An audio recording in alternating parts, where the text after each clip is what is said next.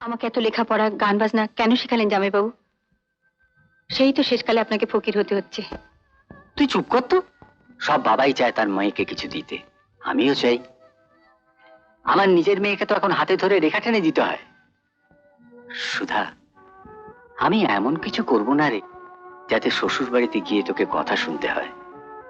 কি গো, তুমি কিছু বলো। দেখো, সুধা আমার ছোট বোন ঠিকই, কিন্তু ওকে তো আমরা নিজের মেয়ের মতো মানুষ করেছি, সেরকম বিয়ে দেবো। হ্যাঁ, সোনা দানা। ও তুমি কিছু চিন্তা করো না, ওর যাতে ভালো ঘরে বিয়ে হয়, ও যাতে অন্তত শান্তিতে থাকে। আর সোনা দানা, আমার তো এখনো কিছু আছে, তাই না ওকে দিয়ে দেবো, পরে আবার আস্তে আস্তে তুমি করিয়ে দিও।